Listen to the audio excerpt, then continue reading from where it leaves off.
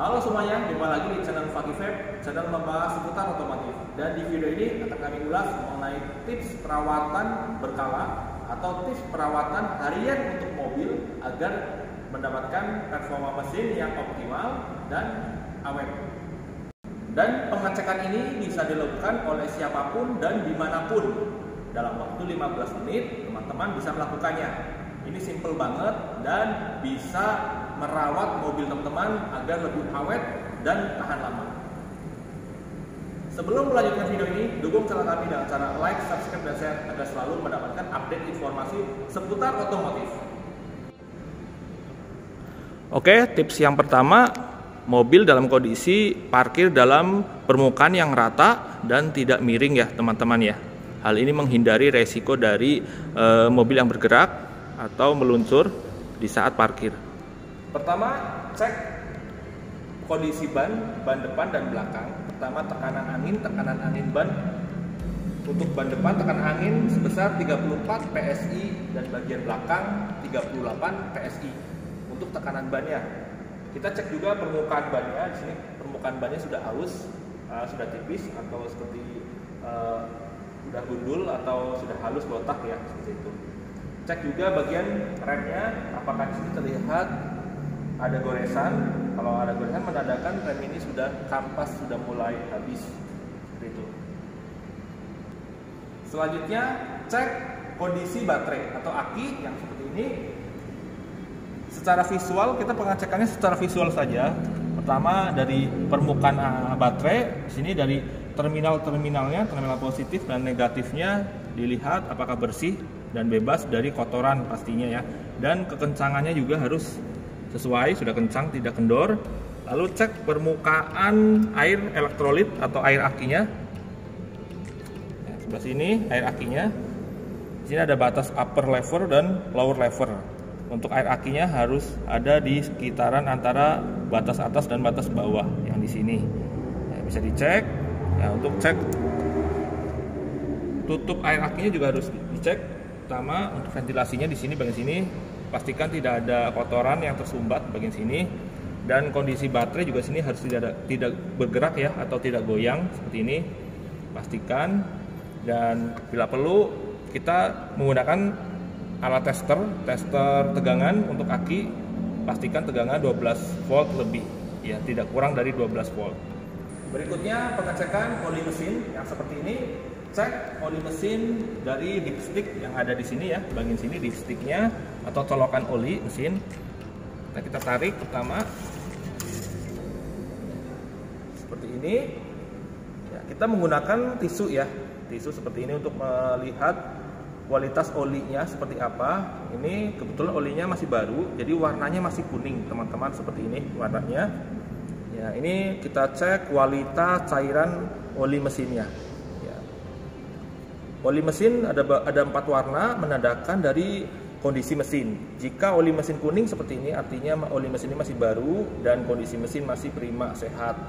Yang kedua, warna oli sudah mulai kuning kecoklatan, itu sudah menandakan mesin ini sudah bekerja atau sudah berjalan sejauh 1000 sampai 2000 km untuk warna yang coklat.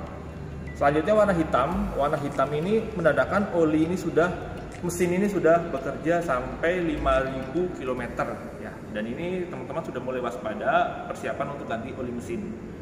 Selanjutnya warna oli mesin kecoklat-coklatan menandakan oli mesin ini sudah bercampur dengan bensin ya. Percampurannya bisa dari blok mesin atau komponen lainnya. Dan yang terakhir ada warna oli mesin berwarna susu putih susu ya, berwarna putih susu. Putih susu ini menandakan oli mesin ini sudah bercampur dengan air melalui bisa dari gasket atau water jacket, dari blok mesin sendiri, dari air pendingin artinya, atau bisa melalui dari manifold masuk yang terjadi saat water hammer ya. Airnya sudah masuk bercampur dengan oli. Ini waspada jika terjadi hal seperti ini. Pastikan langsung dibawa ke bengkel langganan teman-teman. Tadi setelah mengecek warna oli mesin, kita cek volumenya yang tadi sudah pertama di lap seperti ini, dibersihkan dulu dipsticknya, lalu kita masukkan lagi ke dalam mesin lagi seperti ini. Setelah itu kita cabut lagi, Nah, kita periksa, cek di sini ada batas atas dan batas bawah. Oli ini berada di batas tengah-tengah antara batas atas dan batas bawah, artinya normal. Tidak kurang atau tidak lebih. Jika batas oli ini berada di atas batas atas, artinya oli ini akan berlebihan, lebih banyak oli. Atau sebaliknya, jika batas oli mesin ini berada di batas titik bawah, artinya oli ini berkurang. Ya, teman-teman, seperti itu. Kita lap lagi, nah kita masukkan lagi. Di sini. Penggantian oli mesin ini setiap 10.000 km atau 6 bulan sekali. Ya, tergantung kondisi mesin ini dalam kondisi normal. Jika kendaraan Anda, teman-teman, pemakaian sangat rutin dan berat, bisa dimajukan sekitar 5.000 km. Selanjutnya, oli transmisi ini berhubung mobil Xenia tahun 2021 varian X manual. Jadi di sini bukan transmisi matic. Kalau transmisi matic, penggantian oli maticnya pemeriksaannya sama seperti tadi, seperti oli mesin untuk cara pengecekannya. Untuk penggantiannya setiap 40.000 km. 40.000 km sekali untuk penggantian oli transmisi otomatis atau ATF, Automatic Transmission Fluid. Itu dengan warnanya merah ya, teman-teman ya, kalau oli transmisi matic. Tadi kan kalau oli mesin warnanya kuning, kalau warna dari oli transmisi maticnya adalah warnanya merah. Oke, lanjut lagi ke bagian cairan pendingin atau radiator. Kita cek radiatornya seperti ini. Kita cek pertama, cek volume atau jumlah air pendingin pada tangki reservoir yang di sini ya. Ini ada batas atas, batas low ya. Yang normal adalah di tengah-tengah antara batas atas dan batas low di sini, tidak berlebihan dan tidak kurang gitu.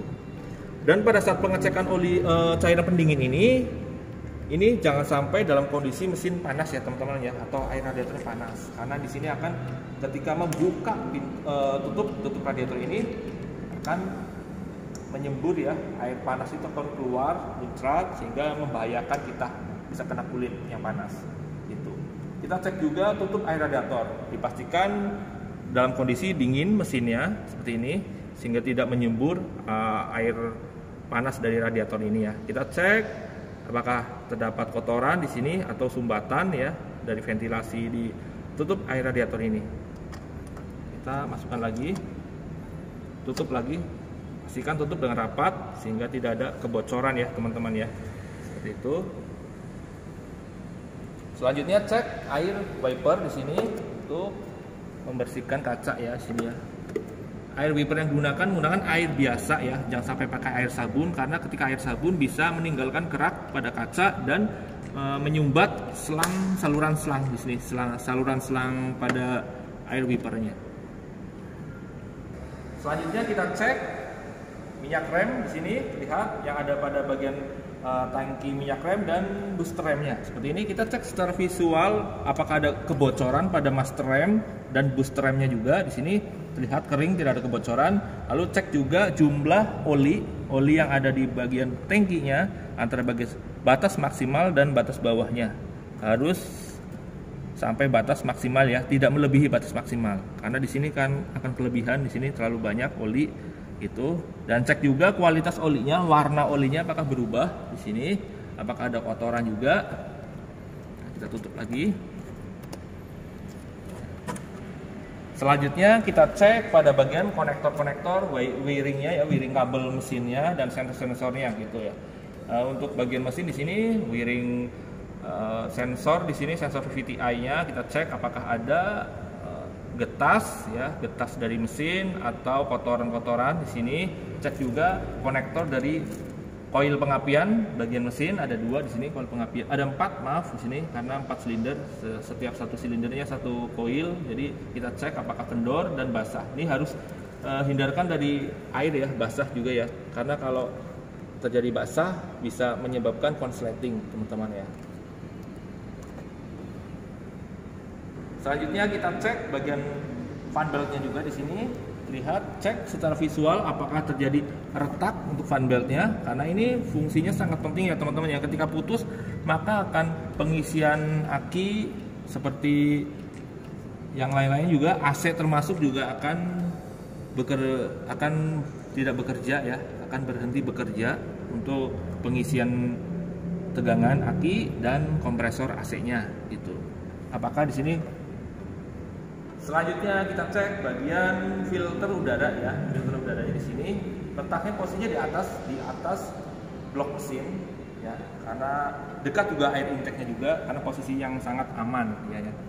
Di sini kita buka pertama klemnya dari sini ya. Klemnya kita buka sini, lalu kita buka sini dan kita keluarkan filter udaranya. Ini bentuk filter udaranya. Ini karena mobil baru, jadi masih baru ya teman-teman ya. Ya, jika mobil lama di sini akan terlihat bagian kotoran ya, kotoran dari udara. Biasanya kita bersihkan menggunakan udara bertekanan atau kompresor. Disemprotkan pada bagian dalam ke bagian luar, disemprot itu, lalu gantian dari bagian luar ke bagian dalam disemprot juga. Bersihkan sini sehingga filter akan lebih bersih ya, tidak masuk ke dalam ruang bakar untuk kotorannya. Ini simple banget, pengecekan harian bisa dilakukan oleh siapapun dan dimanapun. Kita tutup lagi dan ngecek. Pada saat membersihkan mesin dengan air, diusahakan menggunakan air bertekanan rendah ya teman-teman, bukan air tekanan tinggi, karena ketika disemprot menggunakan air tekanan tinggi akan terjadi air akan bisa mengumpat di sela-sela di sini, sela-sela konektor atau soket, yang menyebabkan bisa terjadi karat pada bagian soket kelistrikan. Ini sangat riskan, bisa terjadi konsleting. Selanjutnya kita cek bagian boxer keringnya di sini ya. Kita buka dulu, kita buka, ada penguncinya dari sini, kita buka seperti ini, oke ya. Ya, sini ada masing-masing relay dan sekring. Sini sekring cadangan juga ada. Kita cek pertama bagian visualnya, apakah di sini terjadi ada kotoran atau air ya. Kalau ada air kita keringkan, dan kalau kita ada kotoran kita bersihkan ya. Di sini karena komponen kelistrikan di sini harus terjaga kebersihannya dan kelembabannya juga ya, tidak boleh basah dan tidak boleh ada kotoran gitu. Jadi kita cek apakah ada yang perubahan bentuk atau ada getas, bekas kebakar juga kita cek juga, apakah ada terjadi konsletingnya juga seperti itu. Dan di sini ada kodenya juga, kode sekring ya masing-masing. Sini yang nah sini urutannya seperti ini ya, urutannya. Ada 3 sekring untuk cadangannya. Cadangannya ada 3 di sini, berarti yang di sini cadangan ada 3. Ini nggak dipakai. Terus yang 5 ampere yang bagian sini bawah ada ECU, ada starter juga ada. Sini ada EPS, electronic power steering, ada heater AC, ada bagian sini. Ini ada power, ada rem ABS ya. Ya, seperti itu ya. Untuk detailnya bisa cek di sini ya, cek kode-kode dari wiring kelistrikan ya, sekringnya.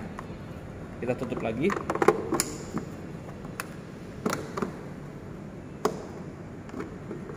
Sekian pembahasan singkat mengenai tips perawatan pengecekan harian untuk mobil teman-teman.